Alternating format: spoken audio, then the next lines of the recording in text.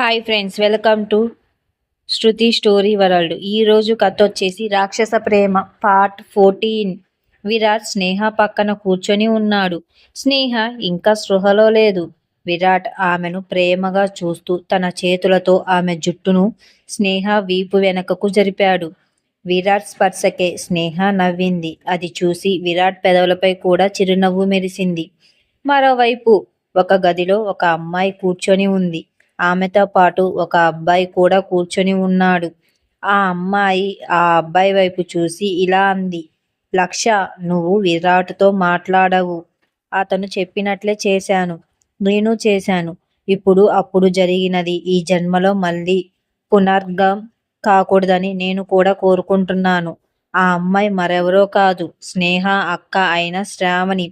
ఇప్పుడు ఆమె వేరే చోట నివసిస్తుంది. మరియు విరాట్కు తప్ప ఆ అబ్బాయి గురించి ఎవరికీ తెలియదు. కానీ ఒక ప్రత్యేక లేఖ రాసింది. దానిని పెళ్లి రోజున స్నేహ మాత్రమే చదివింది. స్నేహ తన తండ్రితో ప్రతిదీ పంచుకునేది కాబట్టి అతనికి కూడా అంతా తెలుసు. శ్రావణి చెప్పింది విన్న తరువాత అప్పటికి శ్రావణి భర్త అయిన లక్ష అసలు మమ్మల్ని ఒకరినొకరు పరిచయం చేసిందే బాస్ మాత్రమే. ఇంతకీ ఒక సంఘటన కూడా జరగలేదని చెప్పాడు. శ్రావణి, ఇలాంటిది నీకు తెలుసు. ఒకవేళ ఎవరైనా స్నేహ కోసం చంద్రుడి మీద అబ్బాయిని వెతికినా వారికి విరాట్ లాంటి వాడు దొరకడు. స్నేహ గురించి నాకు చాలా సంతోషంగా ఉంది. కానీ నాకు ఏదో తేడాగా అనిపిస్తుంది. పెళ్లి తరువాత స్నేహ కొన్ని ఫోటోలు చూశాను. అప్పుడు ఆమెలో ఏదో తేడా ఉందని నాకు అనిపించింది.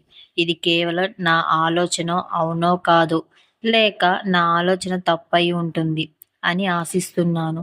లక్ష విరాట్కు వ్యాపార భాగస్వామి మరియు స్నేహితుడు కూడా. లక్ష ఇలా అన్నాడు, శ్రావణి, బహుశా మనం చాలా ఆలోచన చేసి ప్రవర్తించాలి. ఎందుకంటే మనలాంటి కొద్ది మందికి మాత్రమే విరాట్ గురించి అంతా బాగా తెలుసు మరియు అతన్ని అర్థం చేసుకోగలం. లేకపోతే ఎవరైనా స్నేహ ముందు విరాట్ను తప్పు చేసిన వాడిగా చిత్రించగలరు. శ్రావణి, ఇలాంటిది ఏమీ జరగదు లక్ష. ఈసారి అస్సలు జరగదు. లక్ష శ్రావణిని కౌగిలించుకోగా ఆమె కూడా తిరిగి కౌగిలించుకుంది. వాళ్ళిద్దరూ ఒకరితో ఒకరు ఉండటం ఆనందంగా ఉన్నారు. మరోవైపు స్నేహ ఇప్పుడు తన కనురెప్పలను కదపడం మొదలుపెట్టగా అది చూసి విరాట్ ఆమె చేతులతో కౌగిలించుకుంటాడు. స్నేహ లేచి తాను ఎందుకిలా ప్రవర్తిస్తున్నాడని విరాట్ వైపు చూస్తూ, ఏం చేస్తున్నావు, నన్ను ఎందుకు కౌగిలించుకుంటున్నావు అని అంటుంది. ఆమె మాటలు విన్న తరువాత విరాట్ స్నేహాన్ని మరింత గట్టిగా కౌగిలించుకున్నారు. విరాట్తో కలిసి తన్ను తాను పొడుచుకుంటూ స్నేహ ఇలా అంది, విరాట్, ప్రస్తుతం మీతో పోరాడే శక్తి నాకు లేదు. ఆ మాటలకు విరాట్ ఏమీ మాట్లాడకుండా స్నేహాని తన ఒడిలోకి ఎత్తుకొని కూర్చోబెట్టి ఇలా అంటాడు, ఇకపై నువ్వు ఏమీ మాట్లాడకూడదు. నేను చెప్పినట్లే చెయ్యాలి. ఆ మాటలకి ఆమె విరాట్ వైపు తదేకంగా చూడగా విరాట్ ఇలా అంటాడు, నన్ను అలా చూడకు. నేను చాలా అందంగా ఉన్నానని నాకు తెలుసు. నీ కళ్ళు నా మీదే ఉన్నాయని కూడా తెలుసు. అందుకే వాటిని ఇప్పుడు పక్కకు తిప్పుకో అని చెప్పాడు. స్నేహ ఏదైనా చెప్పకముందే విరాట్ ఆమె పెదవులపై వేలి పెట్టి, నువ్వు ఇప్పుడు ఏమీ మాట్లాడకూడదు అని అన్నాడు. టేబుల్ మీద ఉన్న ఇంకా వేడిగా ఉన్న సూప్ గిన్నెను తీసుకున్నాడు. ఎందుకంటే అతను స్నేహాని తాగమని అడిగి ఒక చెంచా సూపును స్నేహ వైపు తీసుకువెళ్ళి ఆమె పెదవుల దగ్గరికి తీసుకొస్తాడు. స్నేహ నోరు తెరవకపోవడం చూసి విరాట్ ఇలా అంటాడు, నువ్వు ఇప్పుడు నోరు తెరవకపోతే నేను నా నోటితో నీ నోరు మూసేస్తాను అని చెప్పాడు. స్నేహ వెంటనే నోరు తెరవగా విరాట్ ఆమె వైపు చూసి చిరునవ్వు నవ్వి దానిపై ఊదుతూ స్నేహకి సూప్ తినిపించడం మొదలుపెట్టాడు. విరాట్ తనను ఇంతగా చూసుకున్నందుకు స్నేహ లోలోపల చాలా సంతోషపడింది.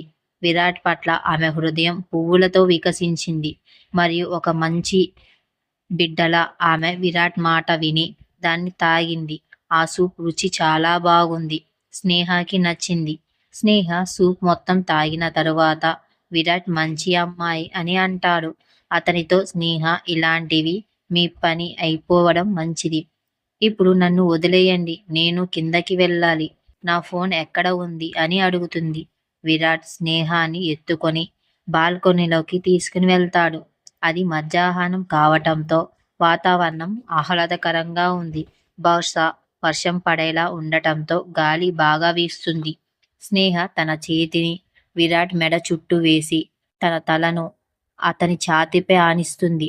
స్నేహకి ఏమైందో తెలీదు. ఆమె విరాట్ ప్రేమలో పడిపోతుంది. అప్పుడు అకస్మాత్తుగా స్నేహ మళ్ళీ అంది, విరాట్, దయచేసి నన్ను కిందకి దించండి. ఎందుకో తెలియదు, అకస్మాత్తుగా నాకు తలనొప్పి మొదలయింది. అప్పుడు విరాట్ కూడా ఏమి చెయ్యాలో అర్థం కాలేదు. ఇప్పటి వరకు అంతా బాగానే ఉంది, కానీ వాళ్ళిద్దరికీ కాస్త సమయం దొరికినప్పుడల్లా ఏదో ఒకటి జరుగుతూనే ఉంటుంది. స్నేహ తీవ్రమైన నొప్పితో బాధపడుతూ కళ్ళు నిండి కన్నీళ్లు ధారాగా కారుతుండగా తల్లు పట్టుకుంది.